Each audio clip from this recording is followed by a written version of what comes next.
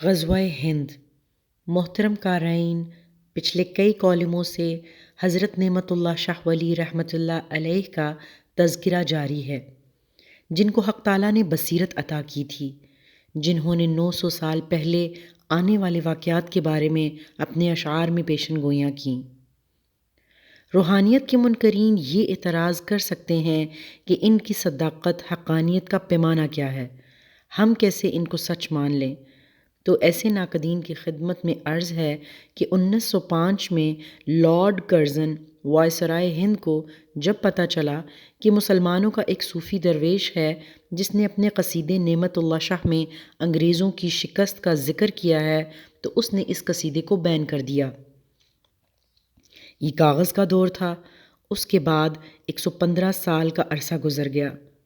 آپ کسوٹی کے طور پر اس دور کو ہی لے لیں جس میں نعمت اللہ شاہ صاحب نے انگریزوں کی جنگوں، عالمی جنگوں، انگریزوں کی شکست، پہلی جنگ عظیم، دوسری جنگ عظیم، جرمنی، روس، جاپان، برطانیہ، فرانس، ترکی، فلسطین کے بارے میں، اور تقسیم ہند، قیام پاکستان، تقسیم کے فسادات، قتل عام، قیام پاکستان کے بعد 1965 اور 1971 کی جنگیں، ان میں شکست و فتح، پھر مشرقی پاکستان میں قتل و غارت کا بیان اس طرح تفصیل سے کیا ہے جیسے ان کے سامنے یہ ساری فلم چلی ہو۔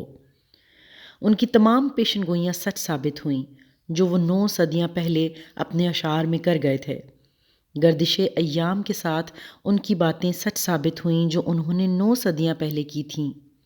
آپ رحمۃ اللہ نے اپنے اشعار میں مسلمانوں اور ہندوؤں کی آخری جنگ کا بھی ذکر کیا ہے، جس کا ذکر سرور کونین نبی دو جہاں صلی اللہ تعالیٰ علیہ وآلہ وسلم نے غزوہ ہند کے نام سے کیا ہے۔ نعمت اللہ شاہ صاحب کی جس طرح باقی پیش گوئیاں سچ ثابت ہوئیں، آخری بھی سچ ہوئی۔ قیام پاکستان کے بعد کمزور سیاسی خلفشار کے حالات، عوام اور حکمرانوں کی بدعمالیاں، عیاشیوں کا جو ذکر کر گئے ہیں، آج پاکستان انہی حالات سے گزر رہا ہے۔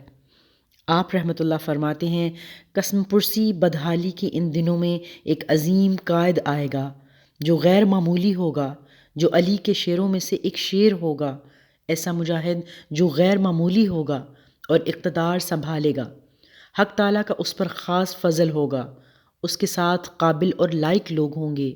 یہ لیڈر نبی کریم صلی اللہ تعالیٰ علیہ وآلہ وسلم کے دین کی حمایت کرنے والا ہوگا، ملک و ملت کا رکھوالا ہوگا، جو اللہ کے دین کے لیے تلوار نکالے گا۔ پھر چترال، نانگا پربت، چین کے علاقوں میں ایک جنگ لڑی جائے گی۔ اسی دور میں ملک ہند میں ایک فتنہ پیدا ہوگا تو اسلام کے مجاہدین جہاد کے لیے اٹھ کھڑے ہوں گے۔ یہ غزوہ 6 سال تک جاری رہے گا۔ شدید جنگ ہوگی جس میں جگہ جگہ پر لوگوں کا قتل عام ہوگا۔ اہل کابل بھی کافروں کو قتل کرنے کے لیے آ جائیں گے۔ کافروں کی پوری کوشش ہوگی کہ وہ اس جنگ کو روک لیں، لیکن مشرکین ناکام ہوں گے۔ سرحد کے غازیوں کے قدموں سے زمین زلزلے کی طرح کانپے گی، جیسے روز محشر آ گیا۔ ہر طرف سے لوگ جہاد کے لیے نکل آئیں گے۔ یہ جنگ چھوٹی بڑی عید کے درمیان ہوگی۔ اس جنگ میں فتح کی وجہ سے مسلمان ان تمام علاقوں کو فتح کر لیں گے جو ان کے ہاتھوں سے نکل چکے ہوں گے۔ اس جنگ کی ہولناکی بتاتے ہوئے فرماتے ہیں، خون اتنی زیادہ تعداد میں بہے گا، دریائے اٹک کا پانی 3 بار سرخ ہوگا۔ آگے آپ رحمۃ اللہ مزید فرماتے ہیں، مسلمان مجاہد لاہور کشمیر کو فتح کر لیں گے، گنگا جمنا کے درمیانی علاقے کو بھی فتح کر لیں گے۔ یہاں لاہور کا ذکر انہوں نے کیا، ہو سکتا ہے اس غزوے میں ایک بار مسلمانوں کو لاہور میں شکست ہو جائے تو دوبارہ وہ اس کو حاصل کر لیں۔ آپ رحمۃ اللہ مزید فرماتے ہیں، ترک، عرب، ایران اور وسط ایشیا کے مجاہدین مدد کے لیے آ ملیں گے۔ ترک، ایرانی، چینی مل جائیں گے، پھر پاکستان کے ساتھ مل کر ہندوستان کو فتح کر لیں گے۔ اس فتح سے دین اسلام کے تمام مخالفین اور دشمن مارے جائیں گے، پھر سارا ہندوستان شرک اور کفر سے پاک ہو جائے گا۔ پھر ہندوستان پر 40 سال تک اسلام کا غلبہ رہے گا۔ پھر اس کے بعد ایران کے شہر اصفہان سے دجال کا ظہور ہوگا۔ اچانک حج کے ایام میں امام مہدی علیہ السلام ظاہر ہوں گے۔ جن کی خبر ساری دنیا میں پھیل جائے گی۔ پھر دجال کے فتنے کو ختم کرنے کے لیے حضرت عیسیٰ اور مہدی تشریف لائیں گے۔ آپ رحمۃ اللہ مزید بیان کرتے ہیں، آنے والے حالات کے بارے میں جو باتیں راز میں نے بیان کیے ہیں یہ نادر ہیرے موتی اور جواہرات ہیں جو مسلمانوں کی فتح کے لیے غیبی مدد کا کام کریں گے۔ محترم قارئین، نعمت اللہ شاہ صاحب رحمۃ اللہ نے جو پیشن گوئیاں کی ہیں یہ علم نجوم کے تحت نہیں بلکہ کامل درویش کو بخشا ہوا خدا کا نور ہے، جس کو علم لدنی کہا جاتا ہے۔ وہ علم جو حق تعالیٰ اپنے پسندیدہ بندوں کے قلوب پر اتارتا رہتا ہے۔ تاریخ تصوف کے اوراق ایسے واقعات سے بھرے پڑے ہیں جب حق تعالیٰ نے اپنے نیک بندوں کو یہ صلاحیت اور نور بخشا، پھر ایسے باکمال نفوس قدسیہ نے جو کہا وہ آنے والے وقتوں میں سچ ثابت ہوا۔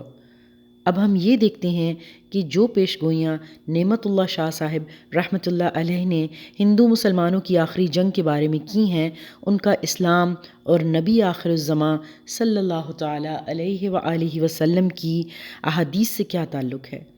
یہاں ہم ان احادیث مبارکہ کا ذکر کرتے ہیں جن میں غزوہ ہند کا ذکر اور بشارت سے حضرت ابو ہریرہ رضی اللہ تعالی عنہ فرماتے ہیں کہ آقا کریم صلی اللہ تعالی علیہ وآلہ وسلم نے ہندوستان کا تذکرہ کرتے ہوئے فرمایا، تمہارا ایک لشکر ہندوستان سے جنگ کرے گا جس میں اللہ تعالی مجاہدین کو فتح عطا کرے گا، حتیٰ کہ وہ مجاہدین ہندوؤں کے بادشاہوں کو بیڑیوں میں جکڑ کر لائیں گے اور اللہ ان مجاہدین کی مغفرت فرما دے گا۔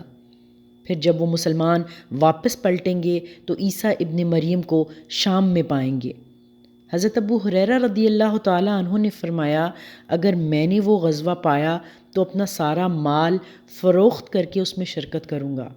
جب خدا تعالیٰ ہمیں فتح نصیب کرے گا اور ہم واپس پلٹ آئے تو میں ایک آزاد ابو ہریرہ ہوں گا جو ملک شام میں عیسیٰ ابن مریم کو پائے گا۔ یا رسول اللہ صلی اللہ علیہ وآلہ وسلم، اس وقت میری شدید خواہش ہوگی کہ میں ان کے پاس پہنچ جاؤں اور ان کو بتاؤں کہ میں آپ صلی اللہ علیہ وآلہ وسلم کا صحابی ہوں۔ تو نبی کریم صلی اللہ تعالیٰ علیہ وآلہ وسلم مسکرائے اور فرمایا، بہت مشکل، بہت مشکل۔ اس حوالے سے ایک اور حدیث بھی موجود ہے جن میں آقا کریم صلی اللہ تعالیٰ علیہ وآلہ وسلم کی ایک آزاد کردہ غلام حضرت ثوبان رضی اللہ تعالیٰ عنہ سے مروی ہے کہ رسول کریم صلی اللہ تعالیٰ علیہ وآلہ وسلم نے فرمایا، میری امت میں دو گروہ ایسے ہیں کہ جنہیں اللہ نے دوزخ کی آگ سے محفوظ رکھا ہے۔ ایک وہ گروہ جو ہند پر حملہ کرے گا، دوسرا وہ گروہ جو حضرت عیسیٰ ابن مریم کے ساتھ ہوگا۔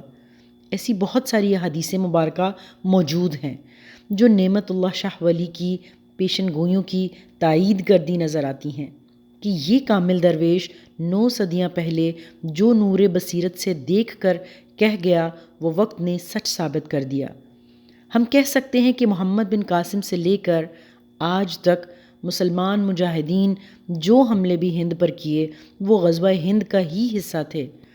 اب آخری معرکہ پاک فوج اور پاکستان کی عوام اور مسلمان مجاہدین کو نصیب ہوگا، جن میں حق و باطل کے اس معرکے میں مسلمان فاتح ہوں گے اور سارے ہندوستان پر مسلمان دوبارہ قبضہ کر لیں گے۔